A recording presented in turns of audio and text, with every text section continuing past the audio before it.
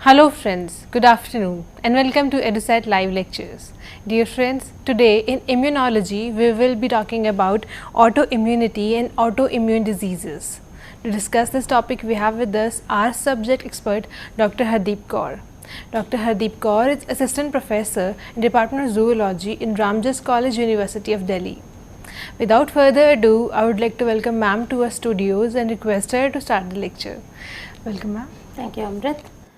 So, dear viewers, today we will be dealing with a very important subject. Of course, it's a very important subject and a very important topic in immunology, that is autoimmunity and autoimmune diseases. Now, to discuss this topic, let's understand what exactly we will be covering in this particular lecture. This lecture would be divided in two parts. In the first part, we will be dealing with what is autoimmunity, what are autoimmune diseases, causes of such diseases, and after that, in the second half, we will be taking up the types of disorders, the methods of diagnosis as well as the treatment. Now, first of all, by this time with various lectures in immunology, I am sure you know what exactly happens in an immune system. Now, immune system, as we very well know, can be divided into two components, the innate immunity and the acquired immunity. These are the two types of immunity we had. Furthermore, the acquired or adaptive immunity can be further divided into T cell immunity based as well as B cell. Now, B cell immunity is technically called the humoral immunity, while the T cell immunity is the cell mediated immunity. Of course, we have discussed all this in detail in our previous lectures. Now, this is just to refresh you what is an immunity. Now, there is a very important balance between immunity and a tolerance. Now, what happens whenever our immune system, as we always say, it has a great responsibility, it has to take care that it is in a right state, it is in a balanced state. Now, whenever there is less of immunity, we say there is a situation called immunodeficiency. So, that means too little is immunodeficiency, too much of immune system exhibition is hypersensitivity. However, a misdirected immune system is an autoimmunity. So, we must understand these three components: immunodeficiency, hypersensitivity, autoimmunity. Today we will be discussing mainly about autoimmunity. As I just said, it is a misdirected response towards an antigen, which is primarily maybe not an antigen, but our immune system is perceiving it as an antigen. So, now we can say that in our immune system has a lot of responsibility. It has to make sure that it is producing immunity also, and it is having a tolerance towards certain antigen, like for example the self cells. Self antigens, our body has to be, our immune system, our cells of the immune system has to be tolerant towards the self antigens. Now, mechanism of self tolerance normally protect an individual from self-reactive lymphocytes. Here I must tell you viewers that most of the times when we go in for diagnosis or checking of certain autoantibodies, we find that autoantibodies are not only present in those individuals who are inflicted with certain autoimmune diseases, but they might also be present in certain healthy individuals. Now, why it does not cause any problem in healthy individuals? Because we have a tolerance. Now, tolerance protects us, our body, from self-reacting lymphocytes, reacting to our own antigens. Now, generally when this tolerance is broken, we start having an autoimmunity. That means we start responding to our own antigens. That is what is autoimmunity in a layman's language. So, let us define autoimmunity. So, we can say autoimmunity is a failure of an organism in recognizing its own constituent parts as non-self, which allows an immune response against its own cells and tissues, or more technically, it is a breakdown of mechanisms responsible for self-tolerance and induction of an immune response against components of the self. Now, any diseases that are because of or are result of such an aberrant immune response are known as autoimmune diseases. Now, let us go back little bit to the history of autoimmunity. Paul Ulrich, he was a German scientist who worked in the field of immunology and hematology. He has various contributions, Gram staining and all, but he also researched autoimmunity, but he specifically rejected the possibility that an organism's immune system could attack its own tissues. He called it as horror autotoxicus. However, his own student Ernst Vitebsk demonstrated that autoimmunity could actually cause diseases in humans. Now, following Paul Ulrich detection and work by his students, there was Sergei Metalnikov in 1900 who found that sperms could sometimes elicit an immune response even when injected into the same species. For example, in this case, he used sperms from a guinea pig injected into his own self. Now, he found there was an immune response production against the sperms. This was actually the basis of spermatoxins research, which inspired Margaret Sanger in 1930s to conceive of a contraceptive pills. Now, Danath and Landsteiner in 1904 identified circulating autoantibodies in paroxysmal cold hemoglobinuria. Demeshik and Schwartz in 1938 identified acute hemolytic anemia as an autoimmune disorder. Now, this is a very brief history about the autoimmunity. Now, let us come to the general features of autoimmunity. Now, you will find that whenever we detect autoimmunity in an individual, there are certain features which have been found. Like for example, there is high level of immunoglobulins in the serum, blood serum of that individual. Mostly these immunoglobulins are autoantibodies. Then there is an accumulation of antibodies, lymphocytes and plasma cells at the site of lesion. There is genetic predisposition to autoimmunity, and it has been found that these autoimmune disorders are more common in females. Almost in many of the cases it is in the ratio of 4:1, 4 for females and 1 for men. Immunosuppressive therapies are mostly effective for most of the autoimmune disorders, and they follow a chronological order. Generally, they are non-reversible. Once damage is done, it is done. Now, these are the very general features. Coming to the cardinal or the most important features of autoimmune diseases or autoimmunity, genetic susceptibility. As I just told you that it has been found that most of these autoimmune disorders are have some relevance coming from their genetic makeup. Like for example, it has been found if a person is afflicted with an autoimmune disorder, you can find a genetic linkage to it. There is a hereditary, there is a predominant chances that his ancestors is also suffering from those autoimmune disorders. So, these diseases are strongly linked to HLA, that is human leukocyte antigen genes. Of course, we cannot rule out the environmental triggers. Environmental factors like infections also play a predominant role. There are a group of 60 to 80 chronic inflammatory diseases. Now, various effector mechanisms are responsible for tissue injuries in different autoimmune diseases. Now, let us come one by one. Now, as I just said that there is a bias towards females or ladies specifically for autoimmune disorders. Now, as per a study conducted at National Institute of Health NIH, women were found to be 3 times more susceptible than men to develop autoimmune diseases. This is a data from a 2014 paper. The most common among these are the middle-aged women, maybe mostly like 30 to 40 or 20 to 40. Now, aging, stress, hormones, pregnancy, they might be a very important component of autoimmune disorders, as it has been found most of the times if a female has gone through a pregnancy, generally autoimmune disorder starts post pregnancy or sometime in the middle of the pregnancy. Most of them are not even aware that they are suffering from autoimmune disorders, and during the gestation or maybe after parturition, most of them come to know that they are actually suffering from an autoimmune disorders. Now, another very important finding is that left-handed individuals are also more affected.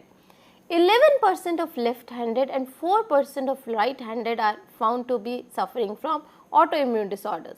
Now, again, the reason behind this are ambiguous. Left-handedness and immune malfunction may be due to abnormal endocrine function in the fetal life, but we do not know for sure why left-handed people are more inflicted with the autoimmune disorders.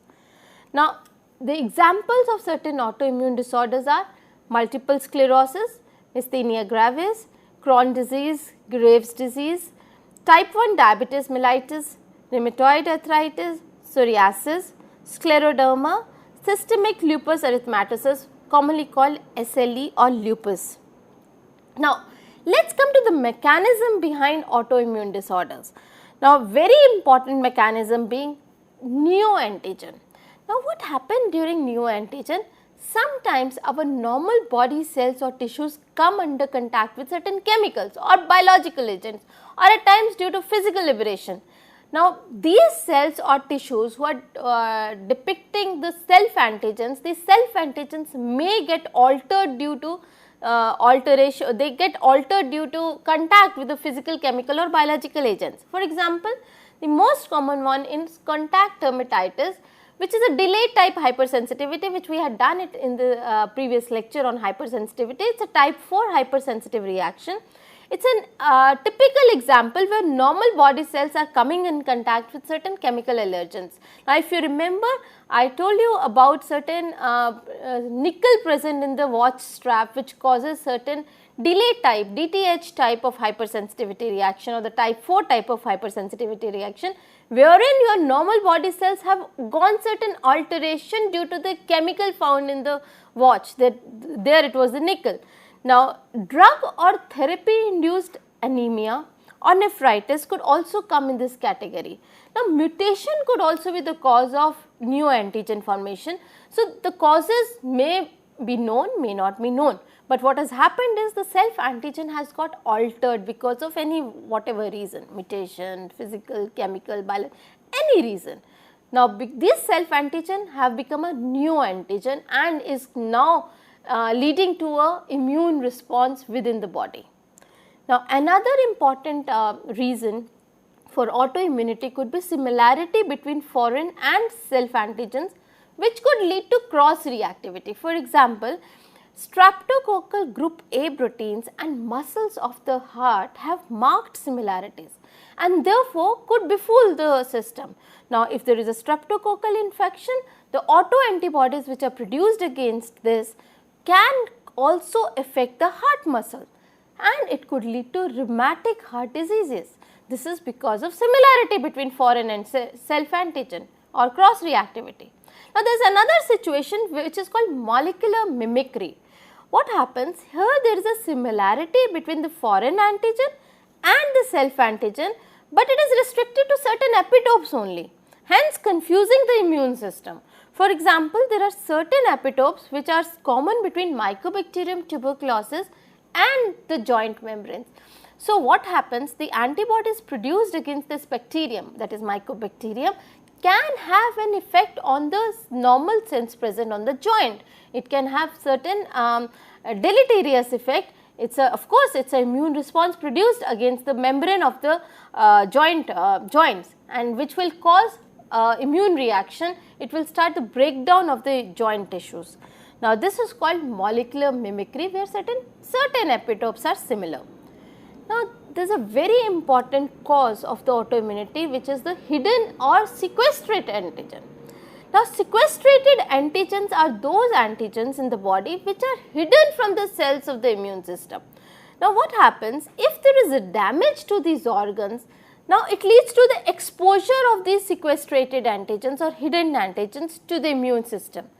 Once immune system who has not been acclimatized to these antigens, these hidden antigens, see these come in contact with these hidden antigen, it will mount an immune response.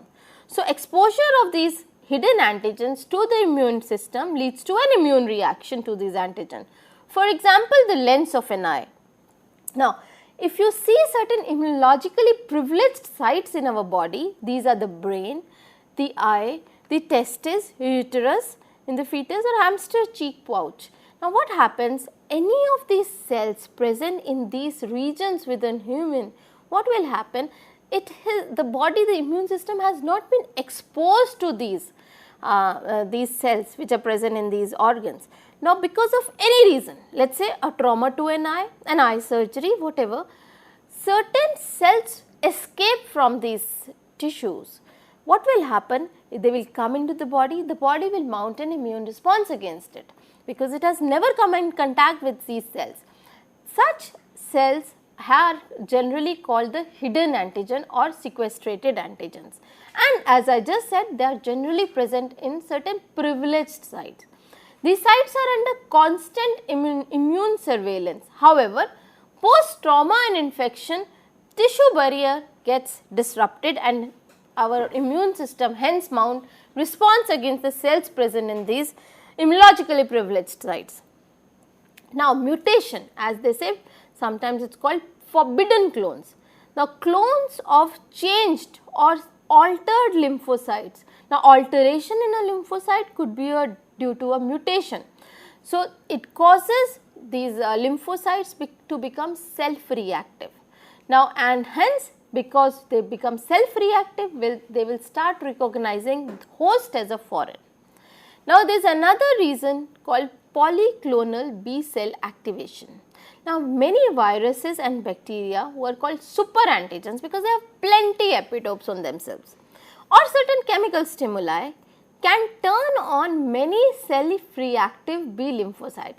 You see, generally a one epitope will lead to a production of a particular type of an antibody.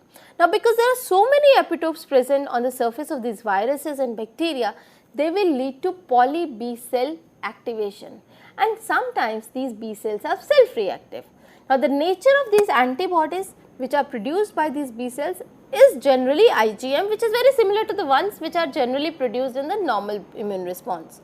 Now for example, the lipopolysaccharide, the LPS produced by gram-negative bacteria, it is an endotoxin which can cause polyclonal cell activation. It is a typical example where LPS leads to polycell activation or polylymphocyte activation.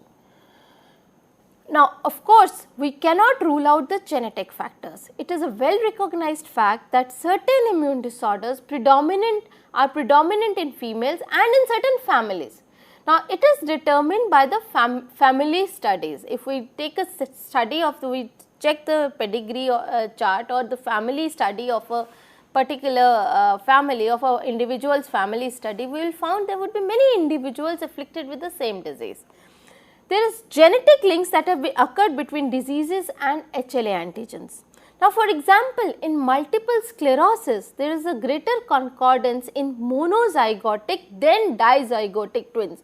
Please understand, the monozygotic twin is coming from a single zygote. Now these twins, if one is afflicted with a particular disease, the second is also afflicted with the same disease, thus indicating that genetic factors are very important. However, here this concordance in monozygotic twins is not absolute, it is not complete. That suggests that there might be a role for the environmental factors as well. So sometimes there are certain lymphocyte abnormalities. Now primary abnormalities either in B cells or T lymphocytes could be present, which are critical regulators of all immune responses. Now MHC presentation of all antigenic peptides to these cells will hence be defective in case the cells are abnormal. Now abnormalities in lymphocytes could affect any one of the mechanisms that are very important for self-tolerance. Any abnormality in lymphocyte will break down this tolerance and would lead to autoimmune reaction. Now breakdown of immunological homeostasis. Now as I just said that tolerance to self antigen is inbuilt during maturation and differentiation of immune cells. We had done in our previous lectures that how during the process of immune cell formation there is a chances that most of these lymphocytes go through a process called immune elimination. In what happens is most of the lymphocytes that are self-reactive that they are removed, they are destroyed, and also those lymphocytes that are not reactive to foreign antigens are also destroyed. So, only those lymphocytes that are acting against the foreign antigens are taken care. So, technically almost maximum of the lymphocytes they are destroyed. Only 20% of lymphocytes are retained, which are not self-reactive and which are reacting to the foreign antigen. However, the breakdown of this homeostasis due to any reason can cause total collapse of tolerance to self-antigens.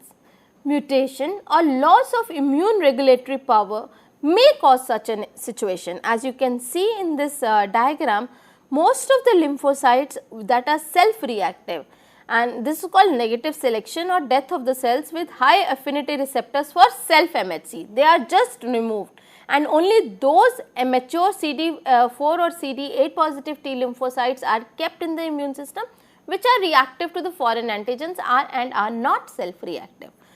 Now, with this we come to the classification of autoimmune diseases. Most of the autoimmune diseases are classified on the basis of the site that is involved and the type of the immune response that is produced. Now, autoimmune diseases can further be classified into hemocytolytic diseases, localized or organ specific diseases, systemic or non-organ specific diseases, and transitory diseases. Now, all these autoimmune diseases are classified not only because they are organ specific or non-organ specific, they are classified according to their behavior also. For example, when I am talking about the hemocytolytic diseases, now most of these hemocytolytic diseases are those which are against the blood cells. Okay.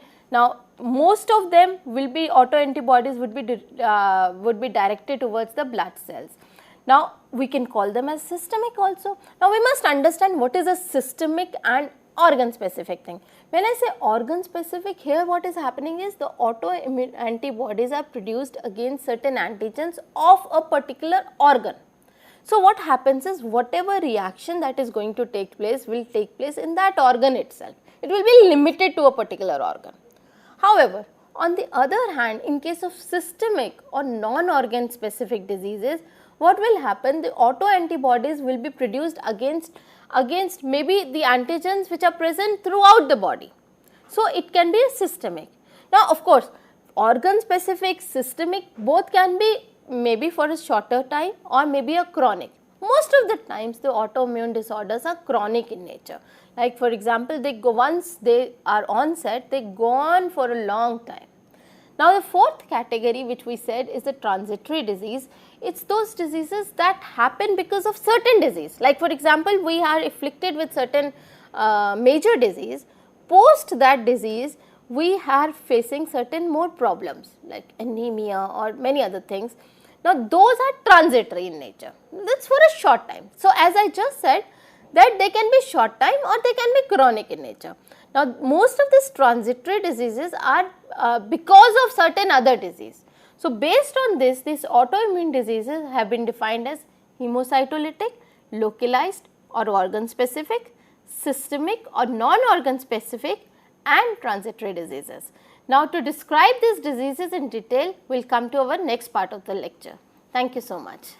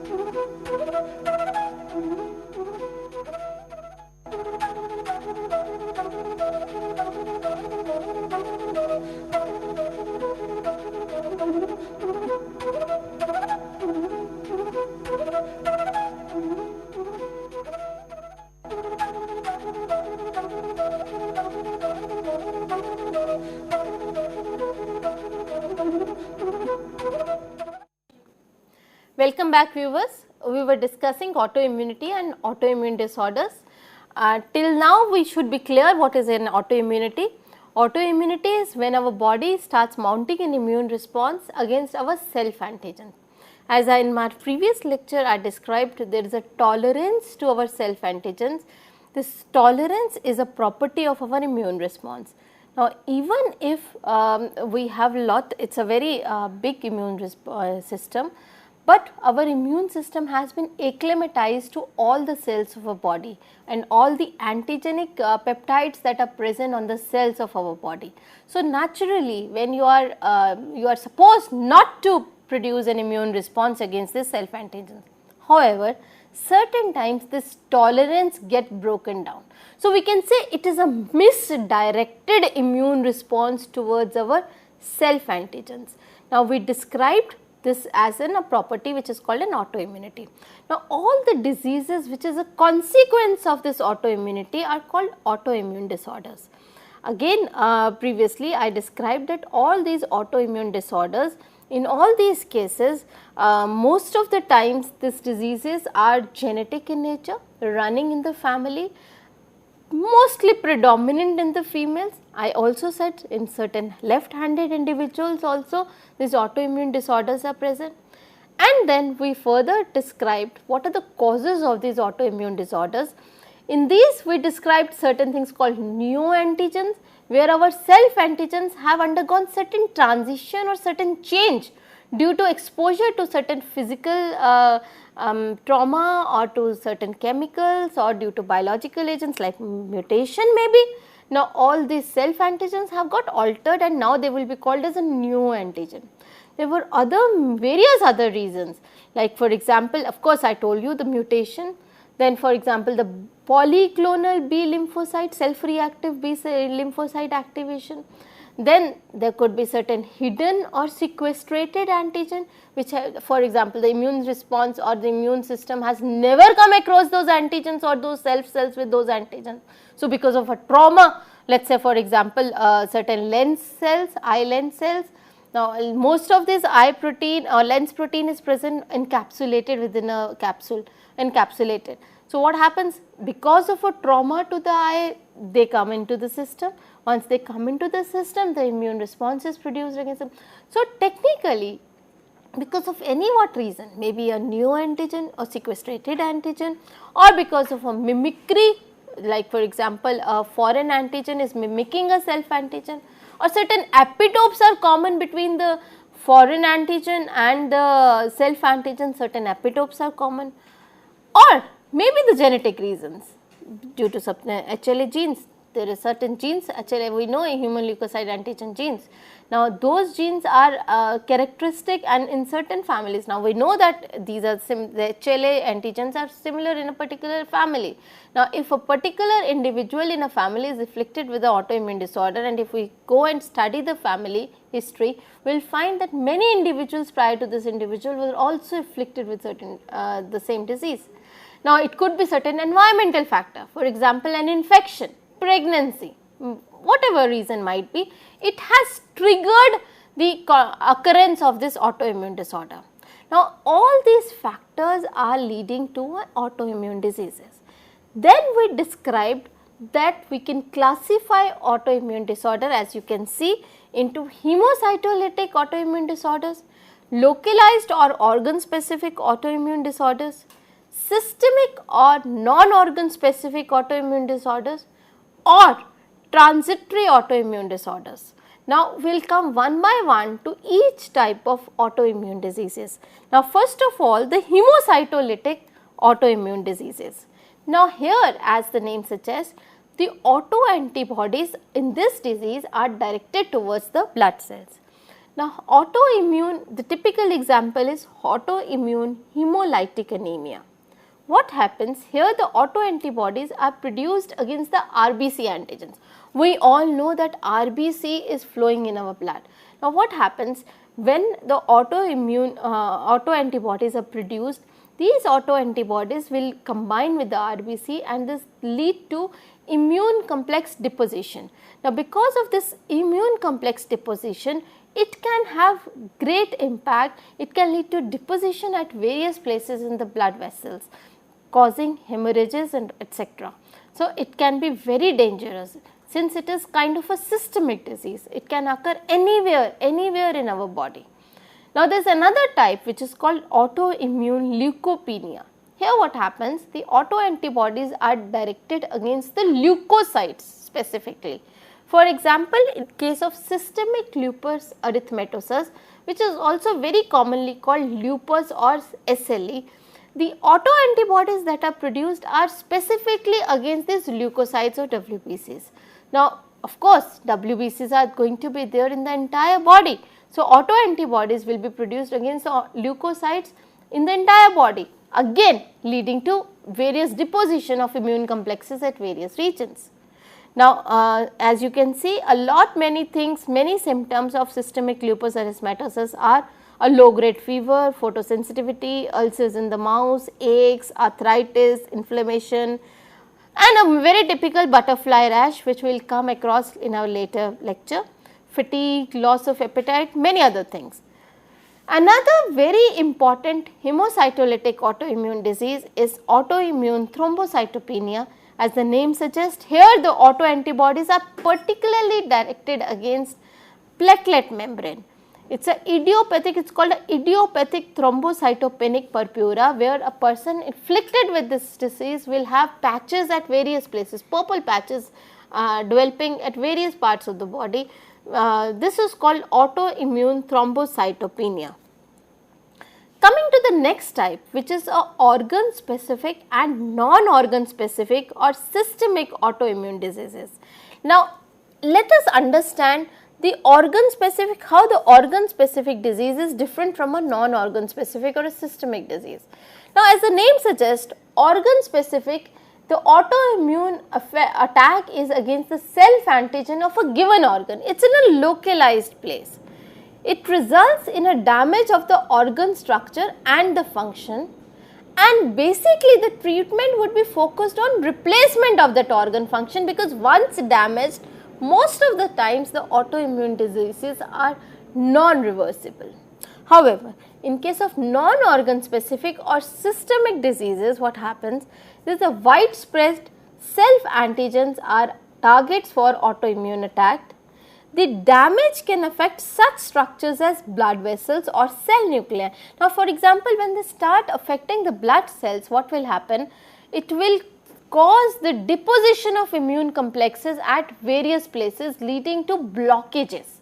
Now, blockages in the blood vessels will cause hemorrhages, or it can also lead to a total heart failure, or maybe sometimes strokes also. So, the treatment is mainly aimed to inhibit excessive activation of the immune system. Now, furthermore, to know more about the organ specific and non-organ specific, the Hashimoto thyroiditis, thyrotoxicosis, which is also called the Graves' disease, Addison disease, atrophic gastritis, juvenile diabetes mellitus, multiple sclerosis, they are all type of organ specific autoimmune diseases. While on the other hand, if we talk about the non-organ specific autoimmune diseases, we have systemic lupus erythematosus, rheumatoid arthritis RA, scleroderma, dermatomyositis, mixed connective tissue disease MCTD, or Sjogren's syndrome is also a type of non-organ specific autoimmune disease. Now, coming first to the localized or organ specific autoimmune diseases. Now, immune response here is targeted to certain organs. For example, maybe to certain specific antigens present on the cells of that organ. For example, in case of Hashimoto disease, which is also called lymphadenoid goiter, autoantibodies specific to thyroglobulins and thyroid peroxidases are produced, and it sensitizes TDTH specific, which are specific for thyroid antigens, are produced. Now, what happens? These thyroglobulins and thyroid peroxidase have a very important role in production of thyroid hormones. Now, once autoantibodies are produced against these thyroglobulins etc., we become deficient, the body becomes deficient in the thyroid hormone and leads to a goiter situation, which is called Hashimoto disease. There is another where the process is different.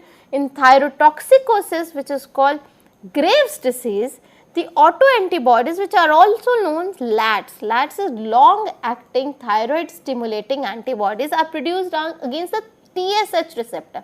Now, you must understand, TSH is thyroid stimulating hormone which is produced by the brain. Now, TSH stimulates thyroid gland to produce more of the thyroid hormones. We all know that thyroid hormones have a very important role to play in making our, letting our BMR at a right level.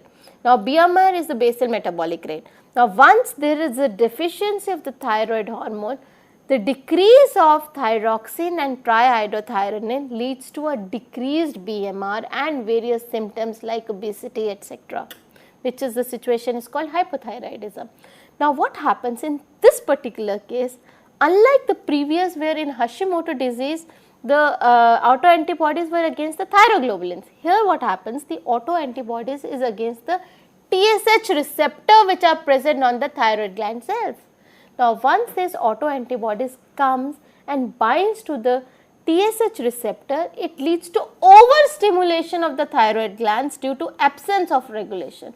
Now, what happens here, it is very different. Here the thyroid hormones which are produced are overtly produced. More of thyroid hormones are produced. Here it is not hypothyroidism, it is hypothyroidism. More and more of thyroid hormones are produced. There is a onus on the thyroid gland to produce more of these hormones. Because of overproduction of overworking of thyroid hormones, thyroid gland, it will start swelling up.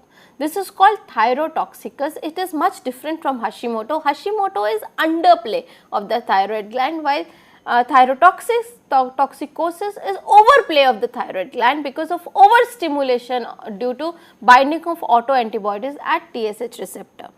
There is another disease called Addison disease, where the autoantibodies are against the adrenal glands, which is leading to no cortisol and no aldosterone. Now, we know that cortisol and aldosterone are very important hormones which are produced by the adrenal glands. Now, cortisol is the one which regulates our body reaction to stresses. Now, and we all know that aldosterone is very important to regulate the sodium potassium level in our body. Now, because the autoantibodies are against the adrenal gland, it will lead to deficiency of cortisol and aldosterone production, hence causing a very dangerous effect in our body. Now, there is another disease which is called Myasthenia gravis, where the autoantibodies are produced against the acetylcholine receptor. Now, we will study each of these diseases one by one. Now, production of autoantibodies against the acetylcholine receptor will lead to complement mediated degeneration of these receptors. This further weakens the skeletal muscles. So, coming first to Hashimoto disease or lymphadenoid goiter, as I said, it is a type of autoimmune thyroid disease in which the immune system starts attacking and destroying the thyroid gland. The autoantibodies are produced against the thyroid gland. The thyroid helps set the rate of metabolism, that is the rate at which the body uses the energy. Now, what happens? The Hashimoto's prevent the gland from producing enough of the thyroid hormones for the body to work correctly. It is the most common form of hypothyroidism or underactivity of the thyroid gland. Now, here as you can see further, in Hashimoto disease, or which is also called lymphadenoid goiter, it is an organ specific disease and it is most commonly seen between in the women of age 30 to 40 years old.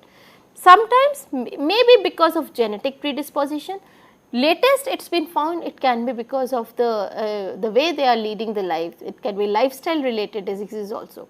However, we say that most of the times Hashimoto is because of the genetic predisposition. It is the commonest cause of hypothyroidism. The causes diffuse hyperplasia in the gland resulting in development of a goiter. Now, thyroid autoantibodies are formed and these antibodies are specific to the thyroglobulins and the thyroid peroxidases, as I just said. Now, this causes an enlarged and inflamed hyperfunctioning thyroid gland, which is called, situation is called goiter, as you can see in the picture. Now, in the next case, which is called thyrotoxicosis or the Graves disease, the autoantibodies, as I just said, LATs, they are called long acting thyroid stimulating autoantibodies. These autoantibodies are specifically against the TSH receptor. As you can see, what happens in a normal cases, pituitary gland is producing TSH. This TSH hormone is binding to the TSH receptor and stimulating the hormone synthesis. Now, of course, once these thyroid hormones are produced, there is a negative feedback control. If there is more of thyroid hormone, it will produce a negative feedback control and will tell pituitary to produce less of TSH. However, in case of Graves disease, what happens? There is an autoantibody present which binds to the TSH receptor and mimics what TSH is doing. So, more of stimulation of the thyroid gland will stimulate more synthesis of hormone. Now, over synthesis, of course, this is there is no regulation to it here, there is no feedback regulation. So, more and more of thyroid hormone is produced. More activity of thyroid hormone will cause overproduction of thyroid hormones and overproduction by the thyroid gland. Thyroid gland is working more efficiently here. Now, we cannot say efficiently because it is not efficiency, it is too much of production of a thyroid hormone. Thyroid gland is actually under stress to produce more and more of these hormones, hence leading to its inflammation. Now, there is another of this disease which we discussed, Myasthenia gravis, where the autoantibodies are blocking the normal binding of acetylcholine to its receptor. Normally, acetylcholine, which are produced in the neuromuscular junction or neural junctions, these acetylcholine will bind to the acetylcholine receptors and will cause sodium influx and muscle contraction. This is happening in a normal case. However, in Myasthenia gravis, what happens? It causes, these autoantibodies are produced which block the normal binding of acetylcholine receptor to its receptor. So, they are sitting on the receptor and it is not letting acetylcholine come and bind to the receptor. Now, because of this, there is no sodium influx and no muscle contraction, and hence there is a weakening of skeletal muscles in this region. Now, more of localized or organ specific autoimmune diseases are autoimmune orchitis or autoimmune diseases of the testes which leads to infertility. Autoimmune diseases of the skin like scleroderma, psoriasis, dermatomyositis, epidermolysis bullosa and bullous pemphigoid.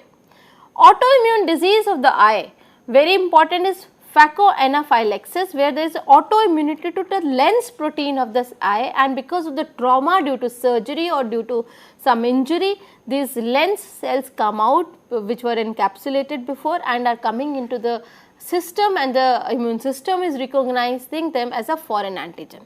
It could also be sympathetic ophthalmia, for example, the bilateral diffuse granulomatous uveitis or autoimmune inflammatory response towards ocular antigen. Here what happens, because of a trauma to a particular eye, these lens cells are coming into the circulation. Now, what happens? Here the autoantibodies are affecting both the eyes. Now, once they start affecting both the eyes, it may lead to a total blindness in this case. Pernicious anemia, where there is a destruction of parietal cells of the stomach causing inactivation of intrinsic factor by autoimmunities. Now, intrinsic factor is very important for vitamin B12 absorption. Now, once these intrinsic factors are inactivated due to autoimmunities, it leads to predominant vitamin B12 deficiency in these cases. Autoimmune diseases of nervous system like multiple sclerosis, where there is destruction of myelin sheath. We know myelin sheath is coating the nerves and very important for a nerve transmission. Now, once these autoantibodies are destroying the myelin sheath, it will cause the entire nervous system is going haywire. So, the myelin sheath maybe the destruction is in the central nervous system, or it could be the destruction of the myelin sheath in the peripheral nervous system. Once it is in the peripheral nervous system, we call it as a Guillain-Barré syndrome. Now, with this we come to the non-organ specific or systemic autoimmune diseases, where the immune response is directed towards a large range of self antigens and a damage of a number of organs and tissues takes place. It is systemic in nature and occurring in the entire body.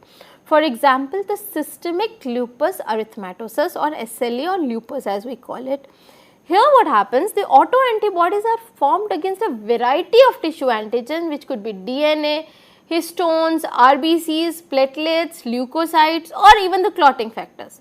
Now organs affected are multiple, they could be lung, heart, liver, kidney, joints, skin, blood vessels, nervous system. So it is in a systemic manner lupus is occurring. Now it is more common in African American and Hispanic women. Now generally it has been found that lupus there is a predominance of periods of acute illness which is called flare in lupus, which is generally followed by a period of latency where there is not much of a symptoms and the disease is not too preponderant. It is called a remission period. Now what happens in systemic lupus erythematosus, as I just told you previously, if you have to diagnose SLE, there is a butterfly rash which forms in lupus. It is a chronic systemic inflammatory disease, as I told you, caused because of immune complex formation which is getting deposited at various places. Now the word systemic means that the disease is affecting many parts of the body. Now pathophysiology associated with clinical features which is secondary to immune complex depositing in tissue results in inflammation in these regions. Now most of the parts, as I just told you, that are affected are joints, skin, kidney, heart, lungs, blood vessels and brain. And as you can see in this slide, this butterfly rash is the first signal or the first symptom of SLE. Now another very important non-organ specific systemic autoimmune disease is rheumatoid arthritis. Now it is a chronic disorder mainly affecting the synovial tissue. Now synovial tissue is present in the joints. Now what happens? The damage is because of the rheumatoid factor or RF factor or also called autoantibodies. Now autoantibodies once formed, they will start eating away the synovial tissue. It is a very colloquial way to say it starts binding to the synovial tissue and can start degrading the synovial tissue. Generally again, women are found to be 3 times more prone to this disease than men. It typically strikes at ages between 20 and 40 but can occur at any stage actually. You will find autoimmune, specifically rheumatoid arthritis, even in women younger than this particular age. The 3 major symptoms of arthritis are joint pain, inflammation and stiffness. Now progression of the disease is very variable. Now when many organs, many joints are getting affected, we call this stage as polyarthritis. Now this is a situation where there is a normal joint. You can see in the synovial cavity the synovial membrane is present. Now in case of osteoarthritis, it is basically leaching up of the bone, but in this case of rheumatoid arthritis, the autoantibodies are specifically produced against the synovial membrane and it is causing the degradation of the synovial membrane, finally loss of space in the synovial cavity. This is a typical example of rheumatoid arthritis. Now another non-organ specific or systemic autoimmune disease is polyarteritis nodosa or called PAN. Systemic vasculitis, and it is differentiated by inflammatory lesions in the arteries causing microaneurysm formation. Now you must understand, in most of these systemic diseases, because of the deposition of immune complexes in the blood vessel, aneurysm is a very common phenomenon. Aneurysm can be major or micro. Now if it is a major aneurysm, it can lead to maybe stroke, maybe heart failure, maybe any reason, anything can occur, maybe kidney failure also if it is in the renal vessels. Now in another disease called Sjogren's syndrome, here the autoantibodies are against the mucous membranes and moisture secreting glands of the eyes. Now typical symptom in this case is the dry mouth and dry eye syndrome. Now there is another disease called dermatomyositis. Now here what happens, the connective tissue disease is accompanied with inflammation of the muscles. It is also called inflammatory myopathy and the skin. Now, the muscles as well as the skin, there is an inflammation over there. Now, this is very common in lungs, esophagus, hearts, and joints are also affected in this case. Scleroderma, also called systemic sclerosis, is a connective tissue disease. Here what happens? The connective tissue is the autoantibodies are produced against the connective tissue. Again, very important symptom is, if we check, if we go for diagnosis, we will find that there is a increased level of collagen production in this case. Now, with this we come to the transitory disease or the last type of diseases. Now, as I just told you, transitory diseases are those diseases that follow or trail certain infections. For example, we are having a drug therapy due to certain infection. Now, long term drug therapy or certain other disease, that is the primary disease. Now, most of these transitory autoimmune disorders are the secondary manifestation. It is after the primary disease has affected that the individual is getting afflicted with this transitory disease, or we can say they are the outcome of a primary disease. They are generally short lived, and they generally received once the primary disease symptoms are removed, or primary disease, a person once he gets cured of the primary disease, he will automatically get cured of the secondary disease after some time. So, they are transitory in nature.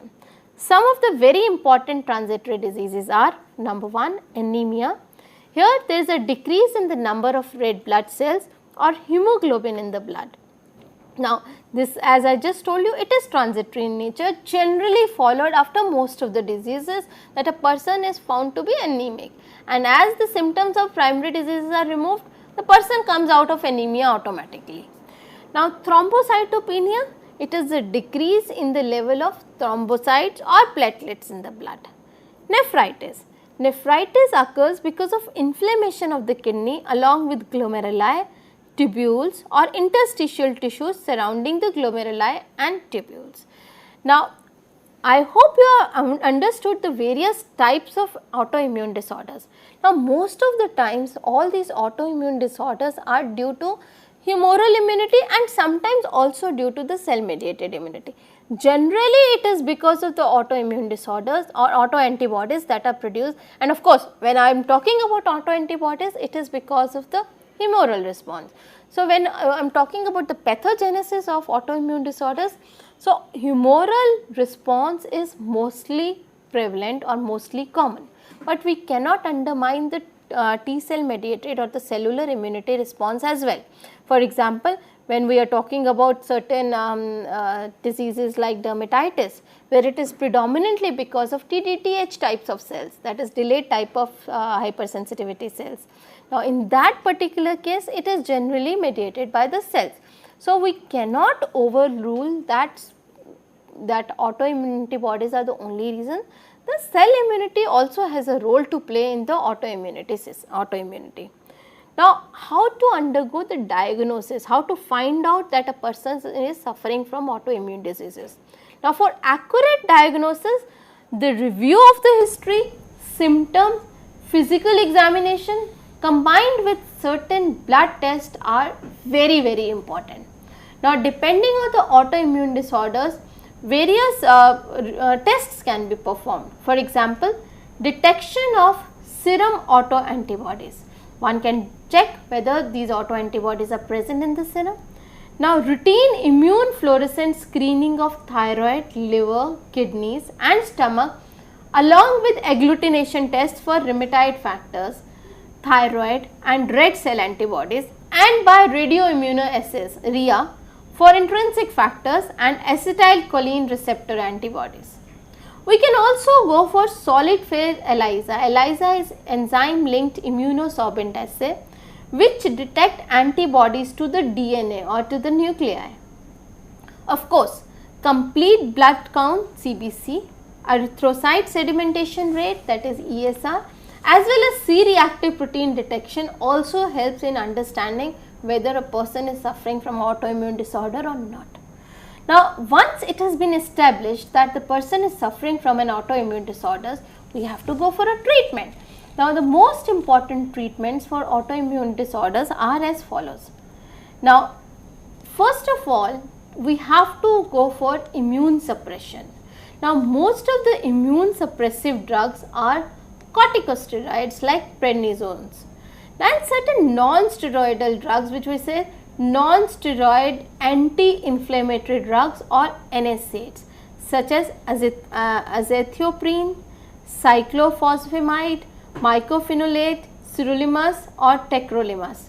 All these drugs are used to immunosuppress. That means we are suppressing the immune system. We have established there is a production of autoantibodies. Now, what we have to do is we have to suppress the immune system in these individuals. This can be done by corticosteroids also or by NSAIDs also. Now, in certain rare cases, we might have to go for removal of thymus altogether, which is called thymectomy, specifically in certain cases like, for example, MG patients. Now, there is another situation which is called plasmapheresis. Now, plasmapheresis actually means removal of the antigen antibody complexes.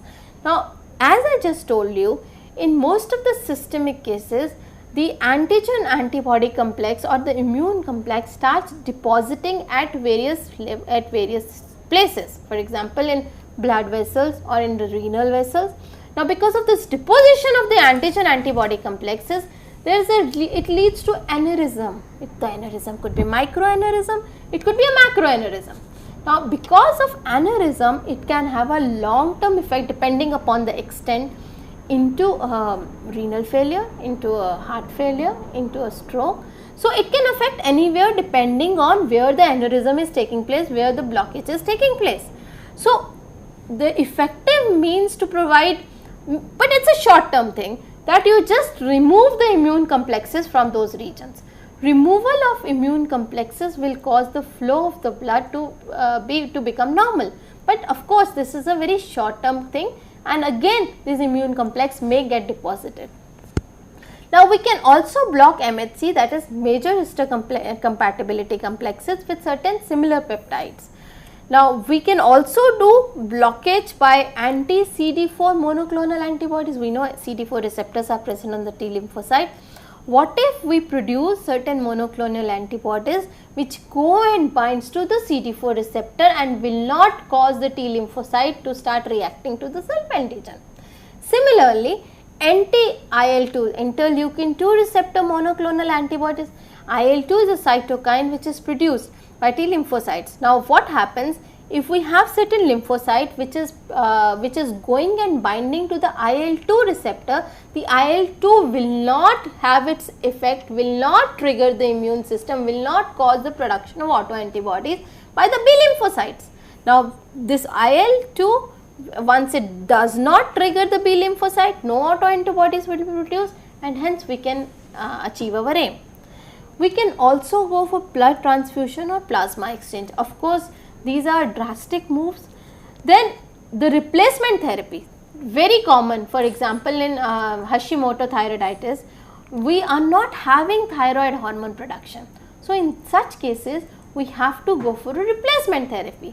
We have to substantiate the less thyroid hormone that is produced by the body from external sources. We have to take up the thyroxine hormone from outside. So, replacement therapy to replace a hormone or vitamin that is lacking in the body is another means of treating the autoimmune disorders. So, with this, friends, I come to the end of my lecture. I hope autoimmunity and autoimmune disorders are very clear to you. Thank you very much. On that note, I would like to thank ma'am for this very enriching discussion, and thank you dear friends for watching our show. Stay tuned and keep watching. Thank you.